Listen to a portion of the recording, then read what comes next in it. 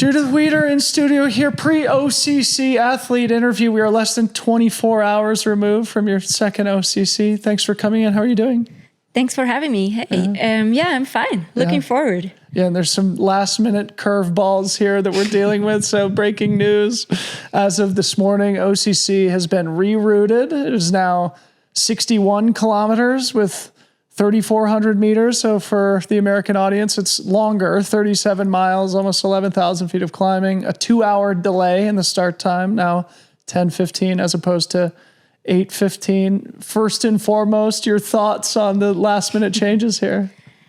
Yeah, I mean, the weather is going to be horrible tomorrow morning. So I definitely think they have done a choice. They have done a selection of what's best, and we're going to race it, and we will see how this unfolds. Yeah, we were talking this morning earlier with like Ryan Sands and Martina Valmassoi just about dealing with these last minute changes psychologically. Obviously, every professional athlete, every athlete at the start line tomorrow is dealing with the same thing, but maybe there is an advantage in handling these unforeseen circumstances with a little bit more poise and calm. Is that something that comes naturally to you, or do you think it's important in general to be able to roll with the punches a little bit?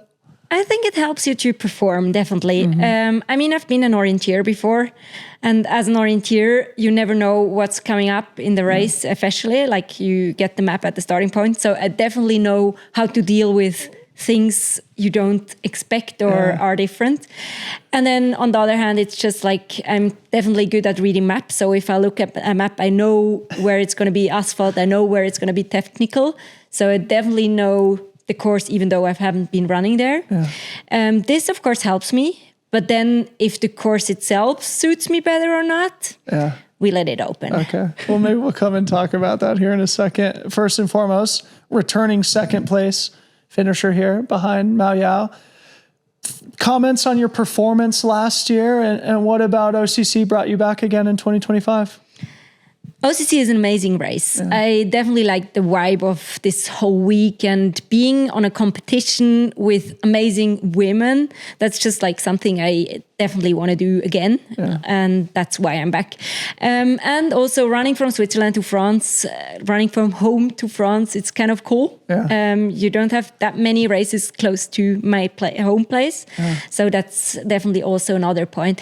I mean, last year, I definitely was happy with my performance, but I knew I could better.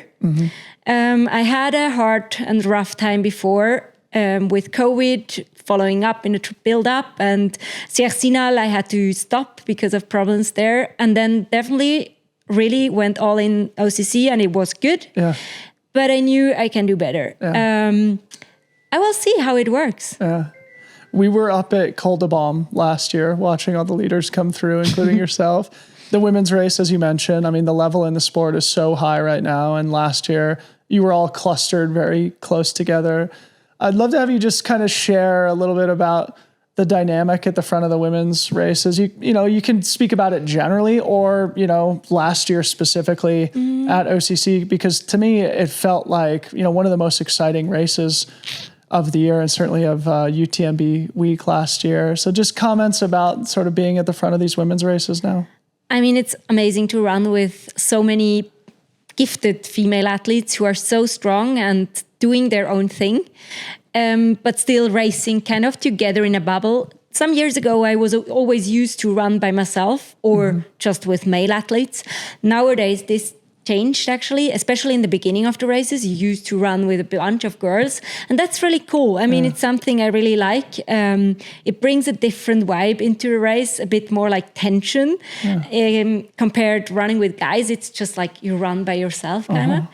And yeah, I mean, what to know, like, it's just amazing if you run with like so many gifted athletes. I definitely know this year is going to be even more intense at the start. It's going to be even faster. I mean, Taylor, she definitely hammered in the beginning last year. But this year, I think it's going to be even more all in from the beginning from other athletes. So we'll see how this unfolds on the end of the climb to Col de Balme, and then in the downhill towards Chamonix. Very, very exciting. Your season so far has been amazing. First at Chianti, second at Zagama, second at Mont Blanc Marathon. How are you feeling about your year so far? I'm really thankful for all these achievements or all these races I've been able to run. Definitely a lot of second places lately. So it's definitely something really good. And I mean, I've been so consistent throughout the whole year. And that's just, something which is not, you can't predict that. And that's really cool. You've been very consistent though throughout your career. Is there anything that you can point to that has contributed to? It's very rare for you to have a subpar day. And I think a lot of people view you, if they're playing word association, probably the first thing they would say is consistent for you. Okay, thanks. Yeah. Now, I mean, probably people just see the result. Yeah. And that's probably quite consistent, and that's something I'm really proud of. But on the other hand, like the backstory of the game, like how I deal with my family at home, how we are sick at home, or how training is not going according to plan. Yeah. That's probably the things people would not see or hear. Yeah. But yeah, it's really cool. I always kind of mostly get it into the race. And when I'm starting on the starting line, I'm just trying to do my best. Yeah. And that's often quite good. Are your kids here with you this weekend? So they will come tomorrow. They have school this week. So they got free 2 days now, tomorrow and Friday, and they will stay for the other races again. So. It's funny. The reason I ask is because Kareth Arnold, who won TDS yesterday, is a mother of two. We traveled with our son, Harmony and I, here to France for our work here this week. And I don't know, it definitely adds an extra layer of complication. And some years it makes sense to bring the whole family. Some years it makes sense. For example, Kareth left her children at home in the US. And so everybody's dealing with it. I don't know if there's anything you want to share about that family dynamic. It's really cool to see so many mothers running races on high level. Yeah. It seems it's easy. Yeah. But it's not. Right. It seems that it's like really predictable, but it's not. Yeah. And I think that's the cool thing. For me, it's really, I definitely love when they are being with me on the trails, on the course, prior races. So I just traveled here yesterday, being able to send them to school in the morning. And like, really, I need them by my side. Yeah. But I'm not traveling to the USA anymore, or I'm not traveling far for races. And that's a choice I've done. And I'm lucky I'm living in Europe or close to France or close to World Champs at the moment. Yeah. But it's definitely, they will be here tomorrow, but also at the World Champs further on in the year. Awesome. And one of the fun storylines here at UTMB this year that we've been talking about this week is the dads in UTMB too. So shout out to the dads also. And to be a dad is not easy either, but it's different, I would say. Of course it is. We have to say that. Of course it's different, but it's not. It depends on how you plan your family. Yeah, absolutely. And it's cool. There are lots of dads as well. Yeah. It's like Francois and Ben and Aurelian all and Tom fathers. Evans. Yeah, great it's fathers. all great. Yeah, so fun. And certainly I root for the parents. For sure. Tell me a little bit about sort of your training leading into it. Your Strava, you don't share everything, but I'm sure the audience would be keen to hear, you've sort of oriented your seasons in a similar fashion the last few years, a lot of sort of Golden Trail races up to this probably now, especially with the extended course, will be the longest race of your career, at least as a runner, maybe not as an orienteer. Is there anything that you're doing new or differently here in 2025 or anything you want to share about your training? So just to make like a correction, orienteering is really the longest distance is 1.5 hours racing. So orienteering was a sprint compared to what I'm doing now. Thank you. But I think Kullamannen, I was racing Kullamannen 3 years ago, and I think the distance kind of was the same, but of course it was kind of flat. Mm-hmm. So it's going to be the longest so far. But I'm actually the first time not scared about the distance. I'm more scared about how I juggle like the course itself. Yeah. I've been training well. I've had my doubts, my problems as well, building up to this race, but I think it's normal. And I'm really looking forward to be able to race and to see how this training was. And I've chosen to not share too much because my daily routines, it's kind of all except for sport. So sports is, of course, the training is always in a part of the daily routine, but it's really short amount of time compared to being a mother, being employed, female person. So it's kind of like, that's why I don't want to focus too much on training and putting stuff on Strava and stuff on Insta and whatever, because it takes just too much time and I don't have the time at the moment. And I rather go on a play yard with the kids or go to the swimming pool. Like last week, I was there like every evening with the kids. That's what gives me the energy to race. Are you implying, though, that you think you do slightly less based on the other demands of your life, being, both professionally and with your family life? Is that... So training-wise, it's at this year actually was quite a good volume year. It's not less, but it's really, when I'm training, then I'm training. And then it's like, because I know why this training is going to help me in the future. But compared to like the sport before, it was like more, or like when I was an orienteer, it was like the sport was my main topic in my daily routines. I was a runner, I was an orienteer. And nowadays I'm still a runner, it's my main profession, but the other things probably are more important. Of course. I mean, if a kid is sick and we can't organize it, I will stay at home, even though the most important competition is going on. Yeah. Okay, so before we talk more about the race, I think Dani Moreno had mentioned earlier that you had intentionally not done Sierras and all this year. Of course, you're a Swiss athlete, and I'm sure Sierras and all always has a pull, especially for people from your home country.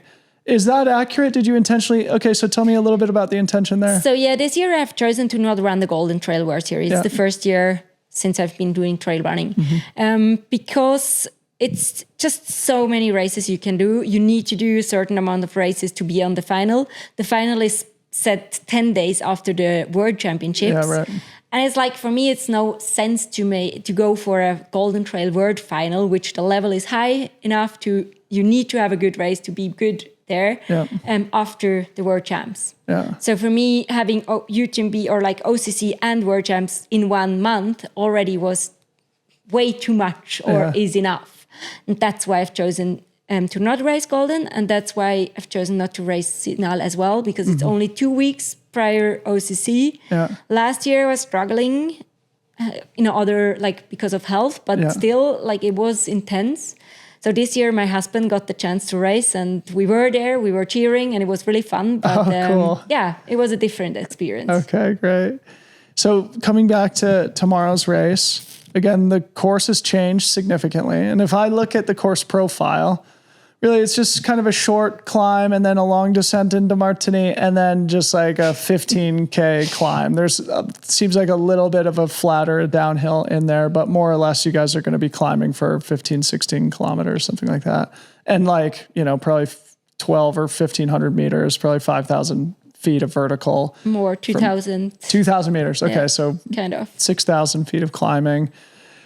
Obviously, on paper, it seems like that's going to be the selection. That's going to be sort of the crux moment of the race. As you think about things strategically, to the extent you want to reveal it, as you saw the announcement this morning and looked at the course, were there any thoughts that came to mind? I mean, we're going to do MCC kind of. So it's an MCC course we are doing. I mean, it's definitely... If I would be able to race MCC or OCC, I would choose OCC. It's definitely more fitting my abilities with lots of up and downs, lots of some technical parts, some descents in the end. It's definitely better for me. I mean, it's still like 60K, so you still need to be able to run fast on the last 10Ks downhill. It's 1,000 meter downhill to Le Tour and then flattish from Argentine back. Fast in the end. It's only gravel, so you need to be able to run. And if you're cramping, it's going to be really hurting. It's still coming down to pacing yourself in these 2,000 meters of uphill meters. I definitely hope I will be able to keep my mind cool, because I know there are stronger uphill runners. But we never know how they juggle the first downhill, but also then the last downhill. So we will see how this goes. Interesting. So Okay. Yeah. Just fascinating dynamic, I think, in the race tomorrow, and whether or not this, changes who the favorites going in are, I think is things that us in the media will have fun debating over the next, 12 hours or so. Are you familiar with the new course? Like, have you run the trails that are, now incorporated into the course? No, I haven't. Okay. My husband, by coincidence, cycled the first climb to Col de Forclaz today. Yeah. No, but I mean, it's nothing special. It's a lot of asphalt. So I think I can look at a map and I know where we're gonna go. Yeah. And it's we're gonna be staying more in Switzerland. Yeah. So probably this fits me. I don't know. Yeah, home field advantage. Yeah. That's what we say in the US. All right, so let's talk about the World Championships for a second before we wind down here. Of course, there's a lot of athletes that are sort of targeting both here this weekend. I'm sure you've been thinking about this for a long time this season. How have you built your season around this double, both in terms of training and sort of being able to peak into consecutive months? I'm sure people would love to hear your process and thoughts around it. Yeah, I think it's a really hard thing, and we never know till after how it went. Yeah. I was used to race every week, but shorter, of course. So I know how it is to recover after the race, not getting younger, so it doesn't take shorter time. Yeah. But I mean, so I know what's coming next few weeks. I definitely took some months in between Marathon du Mont Blanc and now to not race, to not travel, to be at home, to train properly. Mm-hmm. I had only Mont Blanc and Segama before, which were my main races in spring, summer. Yep. So it was a break with lots of training, but then now I have this month and then I will definitely go on holidays. Yeah. And this gives me kind of this calmness and hopefully enough energy to be able to do both. Yeah. So now between trail running and your orienteering career, how many times have you competed at like a world championship stage? Many, many times? Well, that's a hard question. So my first world champs were in 2011. We're in 25 now. Yeah.